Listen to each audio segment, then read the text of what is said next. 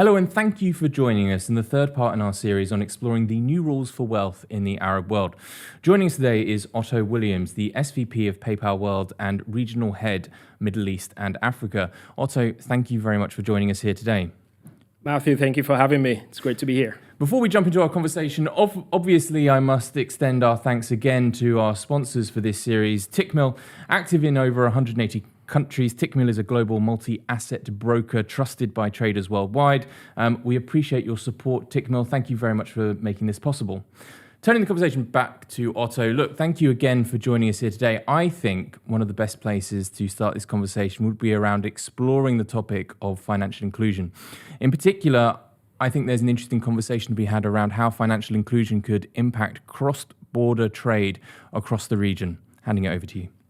Absolutely. I think that's a really important topic, especially when you consider the region that we cover. It's the Middle East and Africa region. Very young population, highly digitally connected, and want to participate in full global commerce. And that's exactly what PayPal is enabling across the region. And so financial inclusion is at the heart of what we do, and it is a big focus area for us. Here in the Middle East and Africa, we've just opened our office, our PayPal office, headquartered in Dubai, to cover about 80 countries, all of the Middle East, all of Africa, and Central Asia. And when you think about financial inclusion, it is mostly in many markets fueled by SMEs. And SMEs are the backbone of many economies, even in the US, where PayPal is pretty skilled. Our SME business is a very important focus for us. We help SMEs with working capital, we help them sell more, and we help them access more buyers. And that's exactly what we want to do in this region as well. And if you look at every single vision and strategy that's been articulated by many economies across the region, whether it's Vision 2030 in Saudi or 2033 here in Dubai and a number of other markets, it is about empowering SMEs to be able to sell more and to thrive more and to drive cross-border trade. And that is what fuels financial inclusion in many of these markets. And that's a lot of what we're doing. And we'll talk more about that. Look, I can't wait to jump into the conversation on SMEs, but I just want to touch on a phrase that you mentioned there earlier around this idea of full world commerce. Financial inclusion, the conversation often focuses, I think, much more locally than it does globally. Can you help connect the dots for me here? Yeah. So if you think about who it is that needs to be financially included, you have businesses that need access to global commerce in order to drive digital financial inclusion, because you've got a lot of businesses that sell in person. And yes, you could sell in person and get footfall of maybe about 200 people might show up to your store and make purchases. But imagine if that business is also able to sell online. Now you're really expanding the scope and the opportunities for that small seller to be able to access more buyers. That is true financial inclusion. You look at consumers in many of these markets who want to be able to participate in global commerce. And we've got, across our markets, we have a lot of freelancers that are doing work for US companies, European companies, whether it's tech work or coding work. They all need to get paid. And PayPal facilitates those payments to a lot of these young workers that are working for global companies. And that's driving financial inclusion for our citizens across the region as well. And so we look at it across all of these lenses, and I think, that global play is very important to driving financial inclusion in local markets because it does fuel local economies. Obviously, the importance of firms such as yours in driving financial inclusion can't be understated because those are the products that people, individuals and companies are using. But how important is it to collaborate with authorities, building the regulatory atmosphere that can enable this kind of growth? We do that a lot. Everything that we do has to be, compliant with local regulations. And so working with governments across the world to be able to enable these solutions is key. It's also working with governments across the world to identify what the opportunities are in their markets. How do we fuel e-exports? How do we enable SMEs to get access to funding? How do we bring more buyers to SMEs? So if you look at our region, for example, you have a lot of small sellers who are now able to access nearly 500 million buyers across the US, Europe, many countries outside of their markets. And those are PayPal and Venmo consumers. And so just working with regulators and working with authorities locally and working with licensed partners to enable those trade flows is a lot of what we spend our time doing to ensure that we're bringing success to that space. Look, you've mentioned a couple of times now, I think that SMEs really are the backbone to some countries' economies. So obviously financial inclusion and improving the outlooks for SMEs is hugely important. I personally remember, though, 15 years plus ago, not showing my age, in this part of the world, that there was a real challenge in engaging with SMEs. Businesses often, as in the businesses that engage with SMEs, would struggle to come up with the business sense of why they should be doing that. How have you sought to change that dynamic? Yeah, we've always been, that has always been a focus for us. And we've got tens of millions of small businesses that we serve globally. And we bring innovations, we bring capabilities, and we bring access to technology to these SMEs who would otherwise not be able to, access some of these technologies. And so, for example, working capital. We've got our PayPal Pay Later business that enables consumers to be able to purchase from SMEs and pay later. It doesn't cost the SMEs any more for that BNPL facility that we're extending to consumers. On the other side, we also enable our SMEs with working capital lending to be able to help them grow their businesses and purchase the inventory that they need as revenues are coming in. We're also enabling SMEs to be able to pay their suppliers, and so B2B payments. So after they've just gotten paid from a consumer, how are they able to pay other SMEs for B2B transactions? We're facilitating that as well. And then we start to enter into the AI and agentic commerce space, which we'll talk about in a minute. But it is across a broad spectrum. Yeah, and the AI conversation is obviously something we have to get into. But just before we get there, keeping it stuck with this region for a second, you yourself have had a career at other firms, other payments firms as well. What do you think that PayPal is bringing to the region that perhaps other companies aren't? A lot in terms of we're able to serve the needs of consumers who want to be able to participate in this global commerce that I described earlier. And we're also able to serve the needs of SMEs who want to participate in global trade. And so when you think about it from that lens or that standpoint, you could see the fact that we do understand the underlying pain points and needs of these consumers and businesses across many markets and many of the markets that we operate in. We also bring quite a bit of capabilities across PayPal's platforms. And so, I described it earlier. It is that the fact that you can pay online, whether you're a consumer or an SMB accepting online. The fact that you can pay in-store, whether it's a consumer that wants to make an in-store payment or an SMB that wants to receive an in-store payment. The fact that you can access working capital facilities, the fact that you can access BNPL facilities. Now, these are all available in a number of our other markets. And, we're looking at ways to enable more of these capabilities across some more of our regions. Now, I will talk about one other, capability that does differentiate us and that we are, leading into as we speak, and it's PayPal World. Now, PayPal World is a platform that we are enabling to power wallet interoperability. And if you think about a lot of markets, again, going back to the point around financial inclusion, you have a lot of consumers who have wallets, whether they're mobile money wallets or fintech wallets. How do these wallets pay cross-border? How can you enable them to be able to pay on any merchant online? How can you enable these wallets when they travel to be able to scan a merchant QR code and complete a payment? That is what we're enabling with PayPal World on this interoperability platform. And so, again, that is another differentiating factor. And a few more. We'll talk, I'd like to talk about agentic commerce and what we're doing there, which is a real differentiator as well. It's interesting you mentioned that because I remember the conversation on financial inclusion being focused a lot on the work that mobile wallets were doing to bring mobile wallets and mobile banking to the unbanked, especially in East Africa. That was a huge conversation piece, but I hadn't really considered the importance of interoperability. Once you've built that first success, I guess you have to take it to the next step. How do we move beyond our own borders? That is correct. And so, a lot of wallets are successful in their domestic markets, and rightly so, which is great. And that's actually really driven a lot of financial inclusion and, allowed many who wouldn't otherwise in a cash-heavy economies to actually now start participating in digital payments. But now we have to enable them for cross-border interoperability. It's a lot of digitally connected consumers who want to be able to make global purchases, and they should be able to do that with their home wallet. It's a lot of consumers that are traveling across borders, and they should be able to pay, the small merchants and SMEs in the markets that they travel to using their home wallets. There is a lot of P2P money movement, in compliant ways that are across all of these wallets.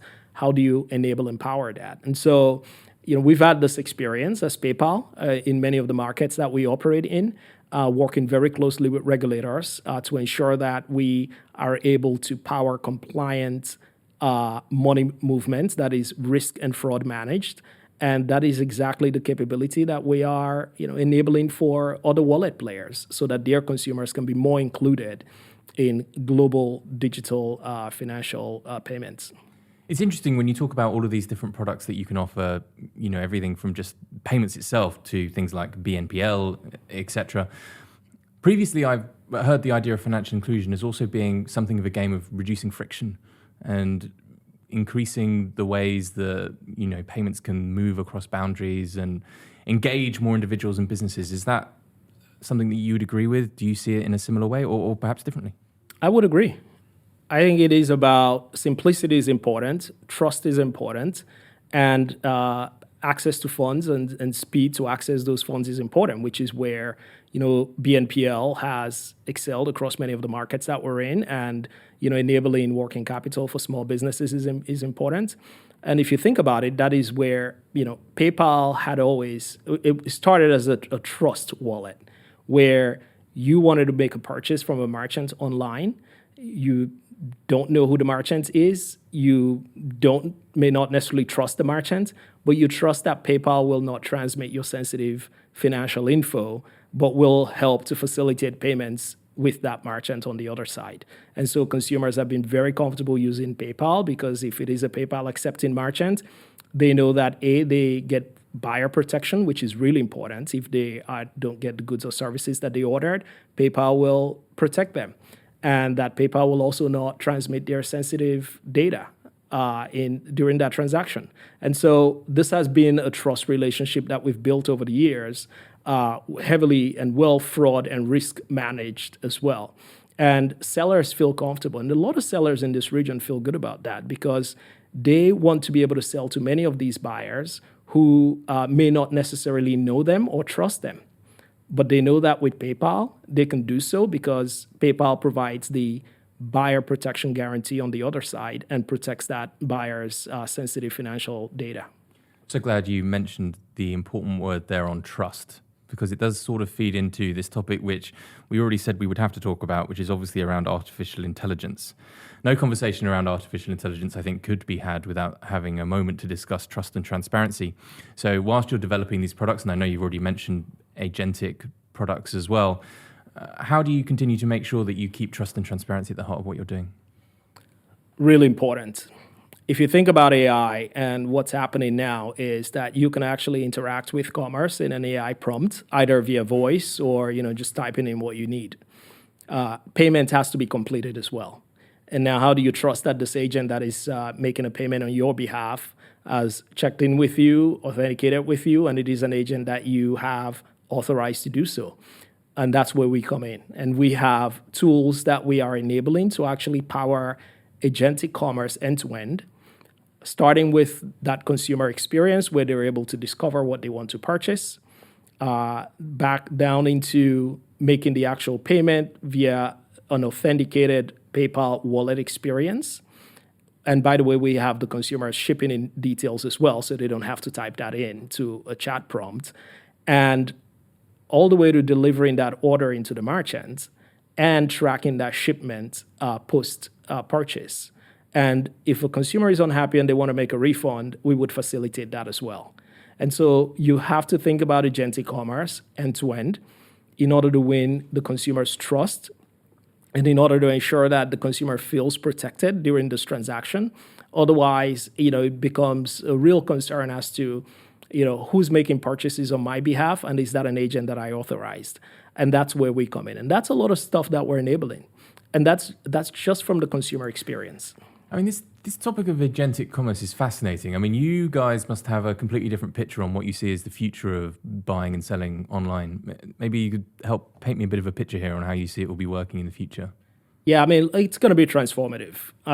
We're leaning very heavily into it. I just described some of the experiences that we're enabling for consumers there, but on the merchant side, it's important. And if you think about it from an SME lens again, we are really, very focused on enabling SMEs. In order to be successful with AI, agentic commerce, you need three ingredients. You need compute, you need infrastructure, you need data scientists, and you need a lot of data. Now, those are three things that SMEs do not have. And that's what we are fortunate to have. We've got the infrastructure, we have the data scientists, and we have transaction data. I mean, last year we did $1.7 trillion in global payments. And so we are able to build these AI and agentic commerce platforms and experiences and deploy them at scale to our tens of millions of merchants out there. And what that allows them to be able to do is to show up in discovery. When a consumer goes to a chat prompt, will your product actually show up? PayPal can enable you to do so because we will be able to publish and make your catalog available. And when the consumer decides that they like what they see and they want to make a purchase, will they be able to complete that purchase? The answer is yes, because PayPal will be able to drop that order directly into your order management system so that you can fulfill it. And when the consumer decides that they want to go back into their regular wallet environment and track that purchase, will they be able to do so? The answer is yes, because we will partner with you on to track shipment.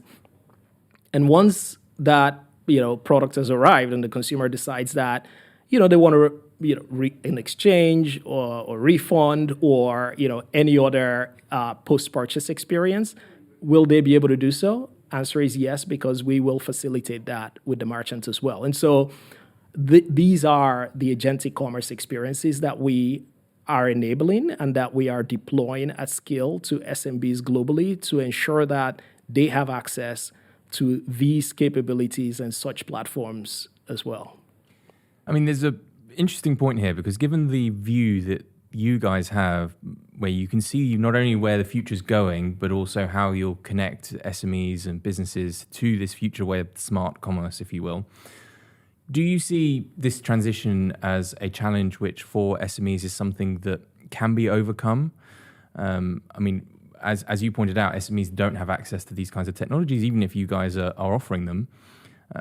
Or is this something which will actually help diversify offerings to consumers and they will discover more SME products? They will. I mean, consumers will discover more SME products because now, this is where, especially if it's a voice prompt and you're saying, find me a gray hoodie in my size under, $50, dollars, for example.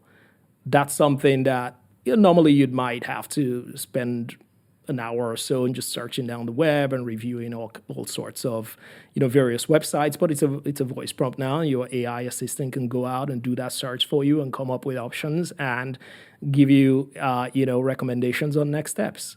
So discovery is going to be a lot quicker and consumers will be able to discover a lot more.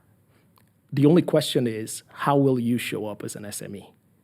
And now it's a completely different space. And you talk to a lot of SMEs today, they don't know how they're going to show up in that new experience. In today's world, they know how they show up, which is, you do SEO, SEM, search engine marketing, search engine optimization, and you could get ranked and you might show up. But in tomorrow's world, no one, a lot of SMEs just don't really know how they're going to show up in these chat discovery experiences. And that's where we come in. That's what we're enabling. We want to make sure that SMEs are also able to show up in that experience and that their catalogs of products and services can be discovered by consumers who go to make those searches. Let's bring this conversation a little bit more regional here now as we get to the end. A lot of these trends are massively global in nature, agentic AI or changing ways in commerce. How do you see those trends arriving to the region? Where is the Middle East on that curve, if you will, in terms of moving towards AI? We're obviously sat here in Dubai, which is a city which has openly embraced AI as a future that it should be investing in. What do you see? Oh, I think the region is really ready to embrace it and taking steps to embrace it as well. I mean, you mentioned it, Dubai, and all the work that Dubai is doing around AI infrastructure. Abu Dhabi, G42, and then many other players there, and the significant investments that are being made in AI across the region. And you look at Saudi with Humane, that's another AI infrastructure investment that Saudi is making. And so across the region, we're seeing it. We're seeing the region really leaning heavily into AI.